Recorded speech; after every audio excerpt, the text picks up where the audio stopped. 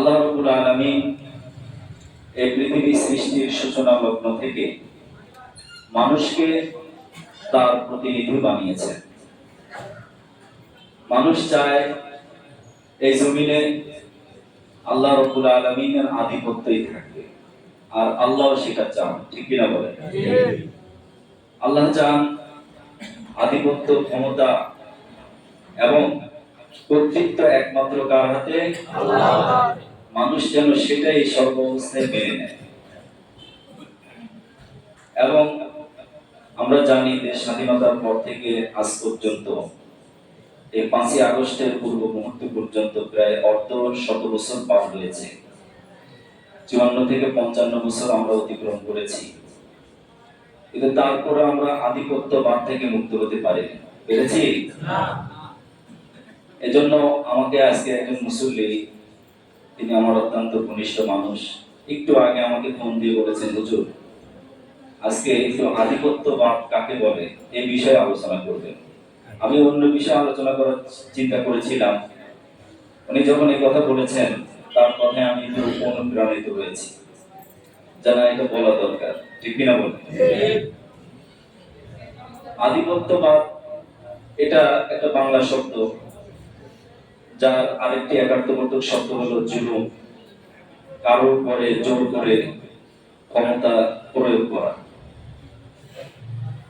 নিজের ক্ষমতার অপব্যবহার করে কোন একটা গোষ্ঠীকে তার নিয়ন্ত্রণে নেওয়াটাই হলো আধিপত্যবাদ।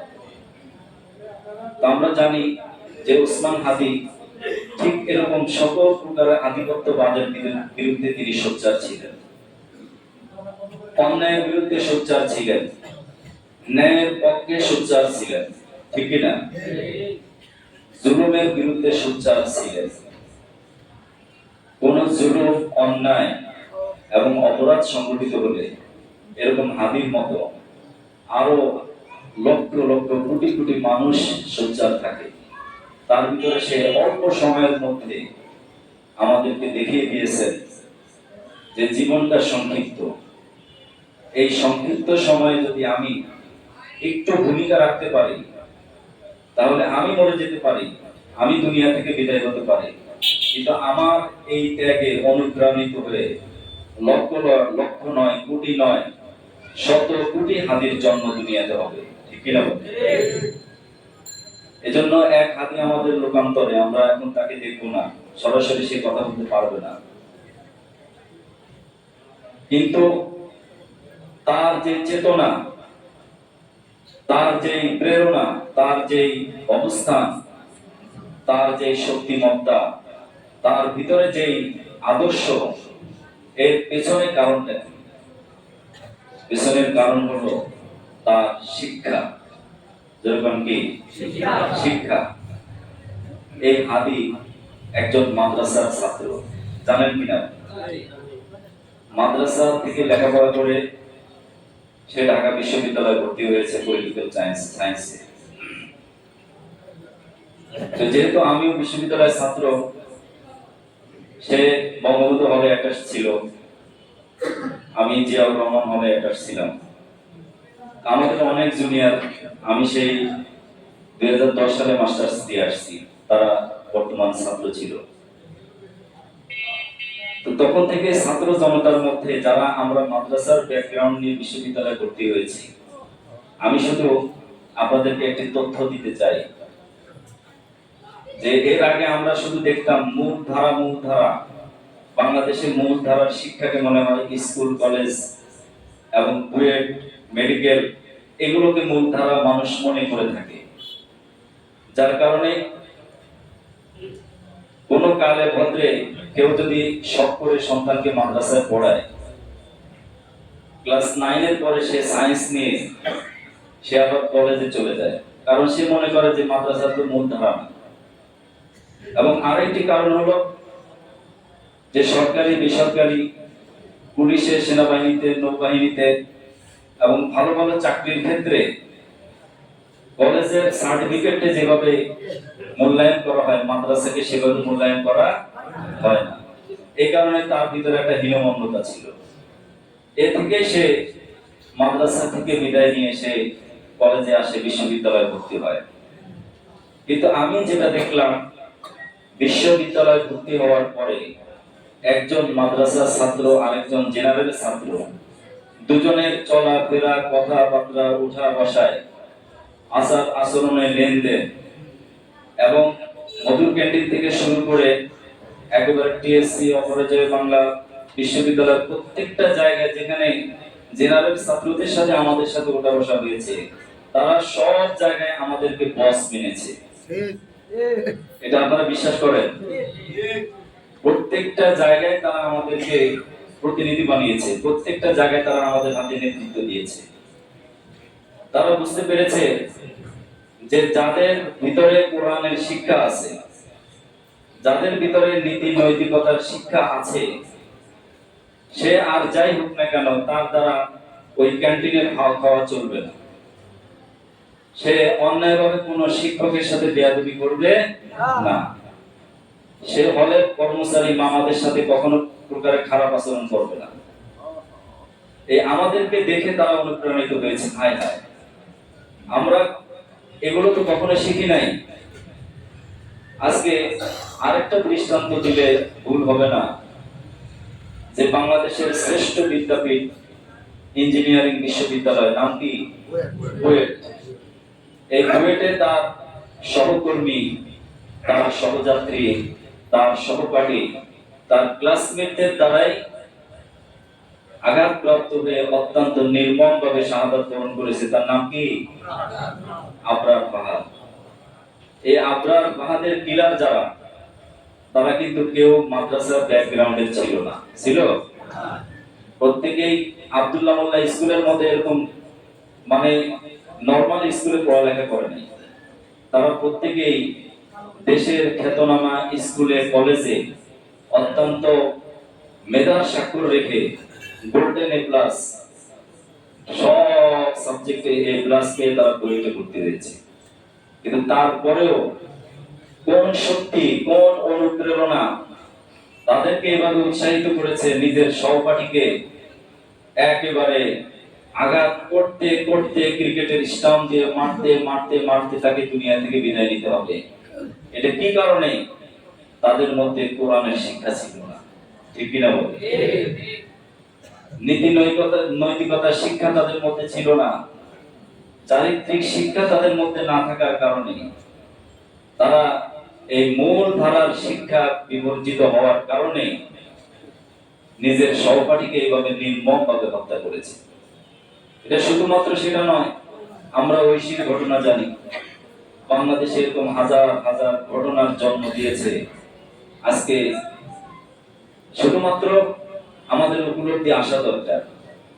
আমি যে আমার সন্তানকে নিয়ে গর্ব করব, ছেলে আমার ডাক্তার, ছেলে আমার ইঞ্জিনিয়ার, ছেলে আমার কানাডাতে পিএইচডি করছে, ছেলে আমার আমেরিকান বিশ্ববিদ্যালয়ে পড়ছে, কিন্তু আমাদের গর্বের জায়গা সেটাই যে আমার সন্তানকে একজন চরিত্রবান হচ্ছে কিনা, আমার সন্তান একজন আদর্শবান হচ্ছে কিনা, আমার সন্তান একজন আধিপত্যবাদ বিরোধী হতে পারছে কিনা, আমার সন্তান একজন ন্যায়ের পক্ষে সোচ্চার হতে পারলো কিনা, আমার সন্তান একজন সত্যের পক্ষে প্রতিবাদী কণ্ঠস্বর হতে পারলো কিনা, এটাই আমাদের দেখার কথা। কিন্তু আমরা এটা দেখি না। ঠিক কিনা বলেন? আমি আমার কথাগুলো ভিতর থেকে উপলব্ধি করেছি। এবং গতকালকে বিশ্ব আরবি ভাষা দিবস ছিল, আন্তর্জাতিক মাতৃভাষা ইনস্টিটিউটে, সেখানে আমাদের প্রোগ্রাম ছিল।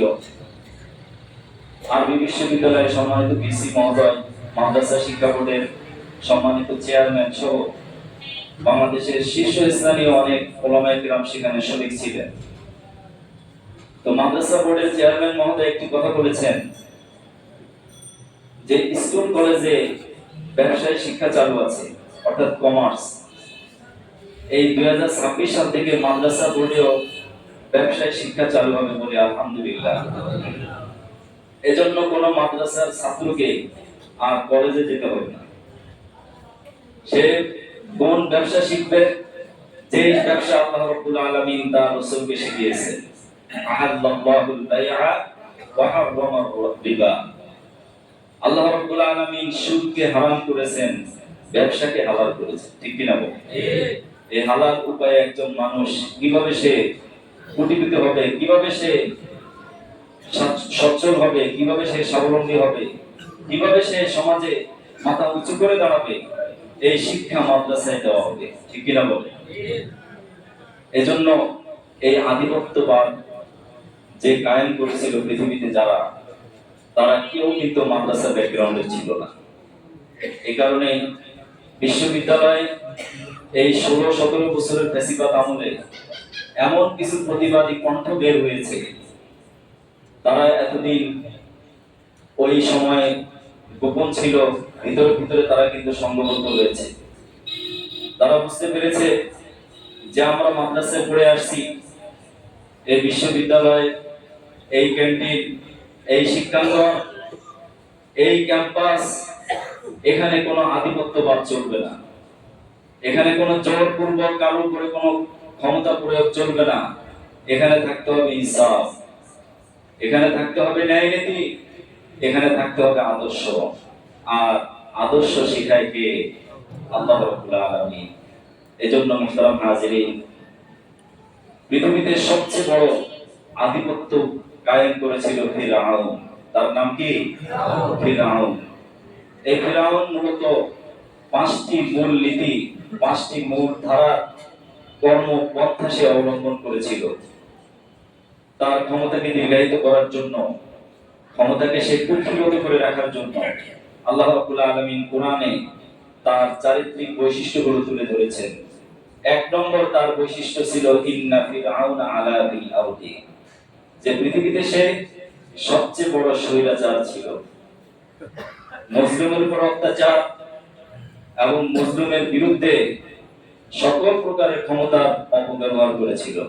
তার বংশের লোকদের নাম ছিল কিপ্তি, আর হযরতে মূসা আলাইহিস সালামের বংশে ছিল বনি ইসরাইল। এই বনি ইসরাইলদেরকে চাকরির ক্ষেত্রে, সুযোগ সুবিধার ক্ষেত্রে, সকল ক্ষেত্রে বঞ্চিত, অবহেলিত, মজলুম করে রাখা হয়েছিল। তার গোষ্ঠীকে সব জায়গায় বেশি প্রায়োরিটি এবং বেশি প্রাধান্য দেওয়া হয়েছিল। সরকারি বড় বড় চাকরিতে দেখেন, যখন যে আধিপত্যবাদ ক্ষমতায় আসে, তার দলের লোকরাই সবসময় বেশি চাকরি পায়। ঠিক কিনা বলেন? চেয়ারম্যান মহোদয় একটা কথা বললেন যে আজকে মাদ্রাসার ছাত্রদের প্রশাসনে বিভিন্ন সেক্টরে তাদের অবস্থান না থাকার কারণে আমরা একটি সুখী, সমৃদ্ধ, ইনসাফ ভিত্তিক সুন্দর দেশ পাচ্ছি না। ঠিক কিনা বলেন? এজন্য এই সমৃদ্ধ একটি সুন্দর দেশ পেতে হলে আমাদের ভিতরের যে অনুভূতি, এটাকে জাগ্রত করতে হবে। জাগ্রত করে আমাদেরকে পরিকল্পনা নিতে হবে। ডিসেম্বর মাস থেকে জানুয়ারি এই পর্যন্ত আমি আপনার সন্তানকে পরিকল্পিতভাবে তাদেরকে গড়ে তুলতে হবে। এই পর্যন্ত যাদেরকে আমরা কলেজে, বিশ্ববিদ্যালয়ে পড়িয়েছি, তাদেরকে অন্তত নীতি নৈতিকতামূলক কোরআনের শিক্ষা দিতে হবে, নিজেরাও শিখতে হবে এবং সমাজকেও সেই শিক্ষায় আলোকিত করতে হবে। তো ফিরআউনের 1 নম্বর বৈশিষ্ট্য ছিল স্বৈরাচারী আচরণ। ওয়াজাআলা আহলাহা শিয়াআন। 2 নম্বর বৈশিষ্ট্য ছিল সে নাগরিকদেরকে বিভিন্ন দলে, উপদলে বিভক্ত করে দিয়েছিল। এক দলকে আরেক দলের পিছনে লাগিয়ে দিয়েছিল। এক দল সবসময় আরেক দলের পিছনে লেগে থাকতো। আলেমদের ভিতরে অনেকগুলো দলে বিভক্ত করে দিয়েছে। এটা ব্রিটিশরাও কিন্তু এই ষড়যন্ত্রই করে আজকে আমাদের এই উপমহাদেশে আলেম সমাজের মধ্যে, মাদ্রাসার মধ্যে 2টি ভাগ করে দিয়েছে। যেরকম নাউজুবিল্লাহ। 1780 খ্রিস্টাব্দে কলকাতা আলিয়া মাদ্রাসা প্রতিষ্ঠিত হয়েছে তৎকালীন ইন্ডিয়ান ব্রিটিশ গভর্নর ওয়ারেন হেস্টিংসের মাধ্যমে। এই কলকাতা আলিয়া মাদ্রাসা প্রতিষ্ঠিত হয়েছিল তাও আলেমদের দাবির কারণে। তারা ওখানে পড়াশোনা করে সরকারি বিভিন্ন কর্মক্ষেত্রে অংশগ্রহণ করেছে। মাওলানা আকরাম খান, মাওলানা আবুল কালাম আজাদ, হোসেন সোহরাওয়ার্দী, এরা সবাই কলকাতা আলিয়া মাদ্রাসার ছাত্র। কিন্তু 100 বছরের মধ্যে একদল আলেম দেখলো যে না, আসলে প্রকৃতপক্ষে ওদের দাবিদারি করে, ওদের গোলামি করে, ওদের আধিপত্য স্বীকার করে এদেশে কখনো ইসলামের হুকুমত কায়েম করা যাবে না। এজন্য একজন ছাত্র, একজন শিক্ষক, মোল্লা মাহমুদ আর শুধু মাহমুদ, এই দুজন মিলে প্রতিষ্ঠা করেছিলেন দেওবন্দ মাদ্রাসা। কলকাতার পরে 100 বছর পরে দেওবন্দ মাদ্রাসা প্রতিষ্ঠিত হয়েছে। তারা সোচ্চার হলেন ব্রিটিশদের অপশক্তির বিরুদ্ধে, আধিপত্যবাদের বিরুদ্ধে।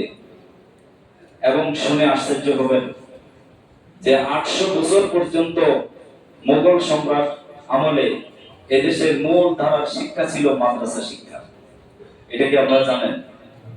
এদেশের মূল ধারা, এই উপমহাদেশের মূল ধারার শিক্ষাটাই ছিল মাদ্রাসা শিক্ষা। আমরা যারা মুরব্বী আছি অনেকে হয়তো আশ্চর্য হয়ে যাচ্ছেন যে মাদ্রাসার শিক্ষা মূল ধারা হলো কেমনে। আপনারা ইতিহাস পড়েন যে তখন এই মাদ্রাসার শিক্ষার্থীরা যে ব্যক্তি নামাজ চালাতো সে ব্যক্তি সমাজও চালাতো। আজকে দেখেন মসজিদের ইমাম সাহেবকে আমরা সমাজে কোনো মারামারি অথবা কোনো কাটাকাটিতে ইমাম সাহেবকে বিচারক ডাকি না। কারণ আমরা মনে করি ইমাম সাহেব মানে হলো শুধুমাত্র আমাদের ইবতিদাইতে বিহাজের ইমাম, সালাম ফিরাইছি আর ইমাম সাহেব, আমাদের আর কোনো প্রয়োজন নেই। ঠিক কিনা বলেন? কিন্তু ওই সময় এই 800 বছর পর্যন্ত যিনি নামাজের ইমাম হয়েছেন তিনি সমাজের ইমাম হয়েছেন। যার কারণে সমাজে চুরি ছিল না, ডাকাতি ছিল না, দুর্নীতিতে দেশ চ্যাম্পিয়ন হয় নাই। নারীরা নারীর অধিকার পেয়েছে, সুবিধা বঞ্চিত মানুষ তাদের অধিকার পেয়েছে। যারা মুসলিম তাদের পক্ষে, যারা জানেন তারা জুলুম করতে পারে নাই, এক শ্রেণীর লোকের প্রতিবাদ করেছে। এই জায়গাগুলো, মাদ্রাসার জায়গাগুলো ছিল সরকারি এবং অকৃত জায়গা, যার কারণে বিশ্ববিদ্যালয়ের মতো স্বতন্ত্রতা ছিল তাদের মধ্যে। ব্রিটিশ সরকার দেখলো যে আমরা দীর্ঘদিন এই দেশ শাসন করব, আর শাসনের আমাদের একমাত্র প্রতিবন্ধক হলো এই মাদ্রাসাগুলো। এজন্য তারা পরিকল্পিতভাবে এই মাদ্রাসার অক্ষের সম্পত্তি বাজেয়াপ্ত করলো। সব বাজেয়াপ্ত করে তারা নিজস্ব নিয়ন্ত্রণে নিয়ে তারা নিজস্ব সিলেবাস, কারিকুলাম এবং শিক্ষা ঢুকিয়ে মাদ্রাসাগুলোকে আস্তে আস্তে ধ্বংস করে দিল। সেই ধ্বংসের ধারাবাহিকতা এখনো পর্যন্ত আমাদের মাঝে রয়েছে। এখনো একজন যুবক যে কলেজ শেষ করে, বিশ্ববিদ্যালয় শেষ করে, সে এখন চাকরির প্রার্থী, সে এখন বিয়ের প্রার্থী, সে এখন একজন দেশের সুনাগরিক হবে, তাকে যদি আপনি বলেন সূরা ফাতিহা পড়েন, সে বলবে যে হুজুর আমি কোনোদিন মক্তবে পড়িনি। বলবে কি বলবে না? সে বলবে হুজুর আমি কোনোদিন কোনো আলেমের সামনে বসার সুযোগ পাইনি। ছোটবেলা ইংলিশ মিডিয়ামে পড়েছি, স্কুলে পড়েছি, বিশ্ববিদ্যালয়ে পড়েছি। বলেন এই মুসলমান দ্বারা দেশের উন্নতি কিভাবে হবে? সে তো কোরআনের এই আয়াত পড়ে নাই, সে তো জানে নাই, সে তো বোঝে নাই যে বিশ্ববিদ্যালয়ে গেলে যেখানে অন্যায় দেখবে, অন্যায়ের প্রতিবাদ কিভাবে করতে হবে সেটা তো আমাকে কোরআন শিখিয়েছে, সেটা তো আমাকে আল্লাহ তাআলা শিখিয়েছেন। একজন মুসলমান যদি সেটা না শিক্ষা গ্রহণ করে, সে তো একসময় ওই ফিরআউনের আধিপত্য কায়েম করবে। ঠিক কিনা বলে? ক্ষমতা পাইলেই হয়েছে, সে চিন্তা করবে যে এখন আমি যা করব সেটাই আমাকে মানতে হবে, আমার কথা সবাইকে মানতে হবে। তো ফিরআউনের 2 নম্বর ছিল নাগরিকদের মধ্যে বিভাজন করেছিল। ইয়াস্তাদিরু তাইফাতাম মিনহুম, সে একটা দলের উপরে আরেকটা দলকে দুর্বল করেছিল। ইউযাব্বিহু আবনাআহুম, ফিরআউনের রাষ্ট্রের শিশুদেরকে সে অন্যায়ভাবে হত্যা করেছে।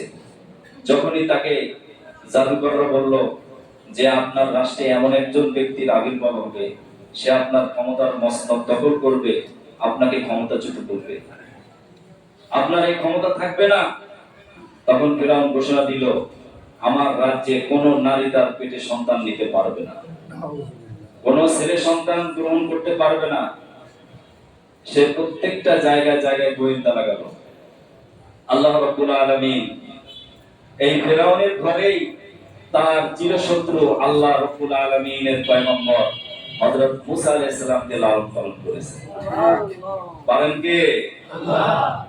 ফিরআউনের বহর